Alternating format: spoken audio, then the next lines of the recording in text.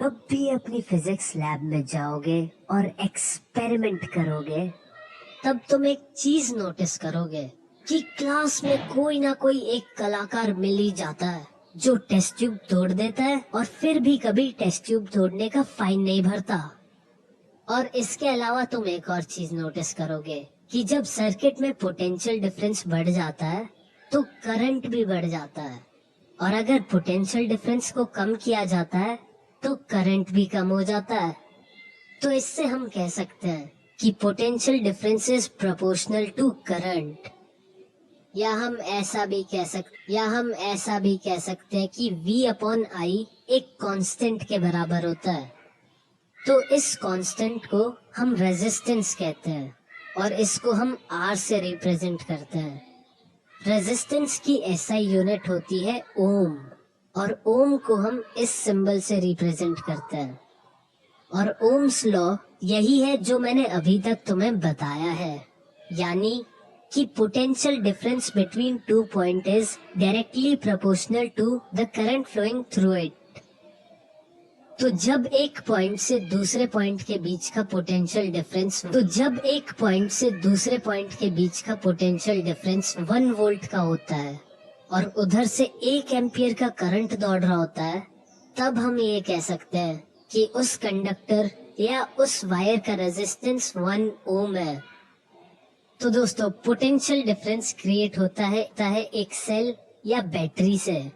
दोस्तों, सेल जो potential difference create करता है उसको अब हम बदल तो सकते नहीं है। तो अगर कभी हमको करंट को कंट्रोल करना है या करंट को चेंज करना है, तब उस सिचुएशन में हम रेजिस्टेंस को चेंज कर देते हैं। और एक मशीन भी होती है, रियोस्टैट या वेरिएबल रेजिस्टेंस, जिससे हम सर्किट का रेजिस्टेंस बदल देते हैं और फिर सर्किट का करंट कंट्रोल करते हैं। इंग्लिश में बोले तो a component used to regulate current without changing the voltage of source is called variable resistance.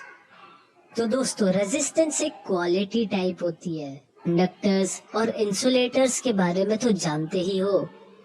Conductors या गुड कंडक्टर्स वो होते हैं जिनसे इलेक्ट्रिसिटी आराम से पास हो जाती है, और इंसुलेटर्स वो होते हैं जिनसे इलेक्ट्रिसिटी पास नहीं होती। तो हम ये कह सकते हैं कि कंडक्टर्स की रेजिस्टेंस क्वालिटी बहुत कम होती है, जिसकी वजह से इलेक्ट्रॉन्स आराम से ट्रेवल करते हैं और कंडक्टर्स से इलेक्ट्रिसिटी पास हो जाती है।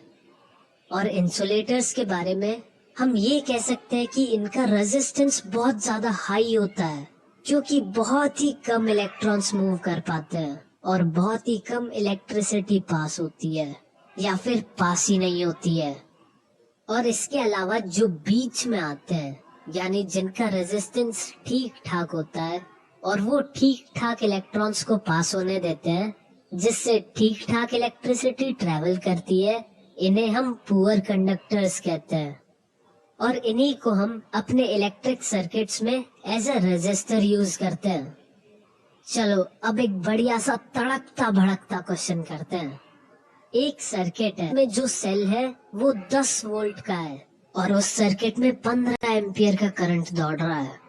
अब अगर मैं वहां 2 और सेल डाल दूं और उस सर्किट का पोटेंशियल डिफरेंस 30 वोल्ट कर दूं, तो अब तुम बताओ कि तब कितना करंट दौड़ेगा उस सर्किट से।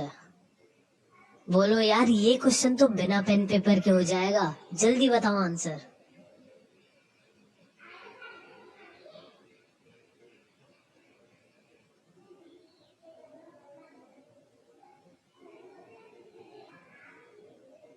हाँ, बिल्कुल सही, 45 एम्पियर। ये आंसर आया ओम्स लॉ से। हमें पता है वोल्टेज और करंट प्रोपोर्शनल होते हैं, यानी वोल्टेज अपॉन करंट हमेशा कांस्टेंट रहेगा। तो हम कह सकते हैं V1 upon I1 equals to V2 upon I2। और हमें पता है V1 10 वोल्ट है और V2 30 वोल्ट है और I1 15 एम्पियर है। तो यहाँ पे हमारे पास बड़े प्यार से I2 की वैल्यू आ जाएगी, जो कि होगी 45 एम्पियर्स। चलो तुमने करंट तो बता दिया, अब तुम मुझे ये बताओ कि इस सर्किट का रेजिस्टेंस कितना है।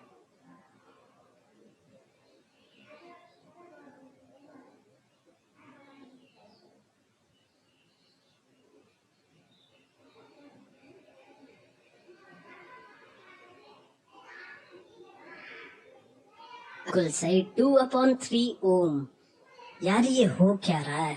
तुम इंटेलिजेंट हो गए हो या मेरे तड़कते भड़कते क्वेश्चन थोड़े से कम तड़क भड़क रहे हो?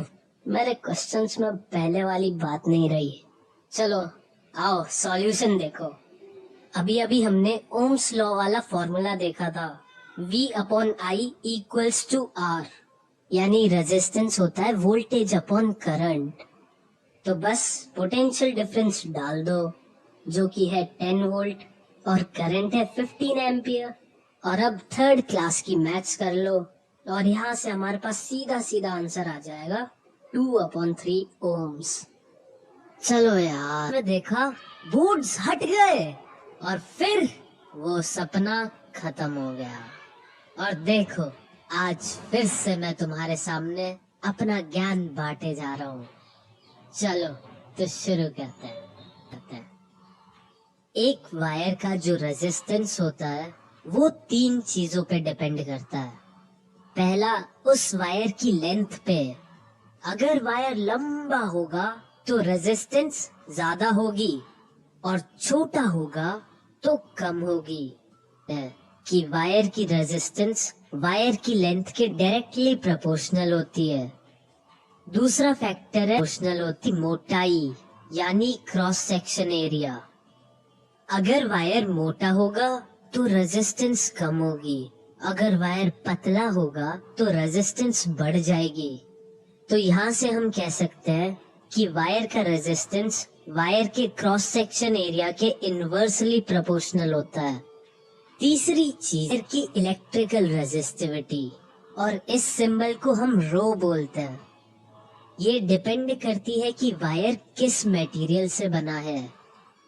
मान लो मटेरियल एक कंडक्टर से बना है तो उसकी इलेक्ट्रिकल रेजिस्टिविटी कम होगी, और अगर इलेक्ट्रिकल रेजिस्टिविटी कम होगी तो वायर का रेजिस्टेंस भी कम हो जाएगा। और अगर वायर इंसुलेटिंग मटेरियल से बना होगा तो उसकी इलेक्ट्रिकल रेजिस्टिविटी इंक्रीज हो जाएगी और वायर का रेजिस्टेंस भी इंक्रीज हो जाएगा। इलेक्ट्रिकल रेजिस्टिविटी की एसआई यूनिट होती है ओम मीटर। तो यहाँ से हमारे पास वायर की रेजिस्टेंस का फॉर्मूला आ जाएगा।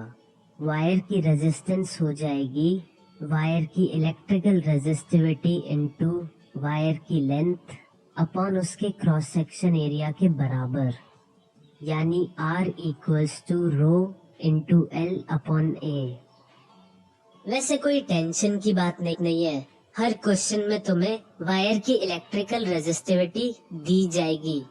जैसे टंगस्टन जो बल्ब में यूज होता है उसकी इलेक्ट्रिकल रेजिस्टिविटी होती है 5.2 × 10⁻⁸ ओम मीटर। चलो अब क्वेश्चन की बात, प्रॉब्लम को सॉल्व कर ही लेते हैं। गोगी के पास वायर था जिसका रेजिस्टेंस था 20 ओम। अब गोगी ने उस वायर का क्रॉस सेक्शन एरिया डबल कर दिया और उस वायर की लेंथ को 1/5 कर दिया। तो गोगी की इस तोड़ फोड़ के बाद तुम मुझे ये बताओ कि उस वायर का नया रेजिस्टेंस कितना होगा। चलो चलो दिमाग के रेजिस्टेंस को हटा दो और जल्दी से आंसर बता दो।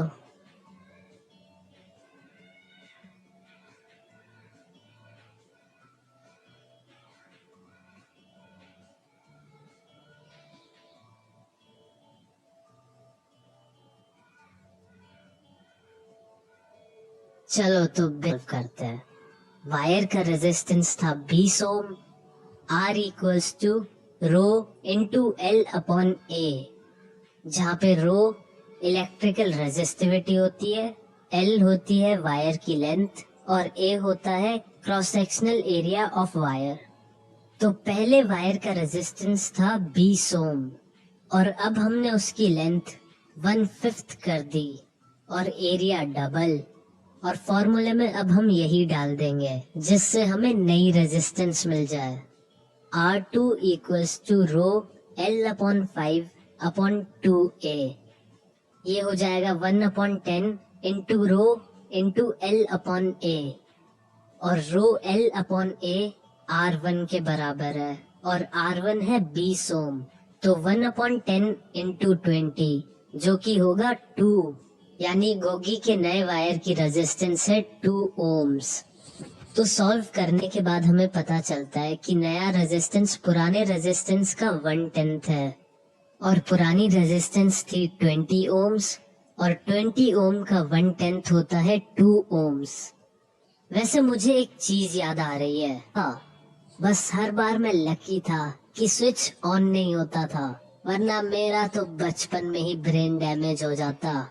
लेकिन फिर मम्मी ने मेरी ये हरकतें एक दिन देख ली और बहुत समझाया, और समझाने से मेरा मतलब है बहुत डांटा, और फिर मैं समझ गया। चलो फिर इसी खुशी में एक ब्रेक लेते हैं और मिलते हैं नेक्स्ट एपिसोड में।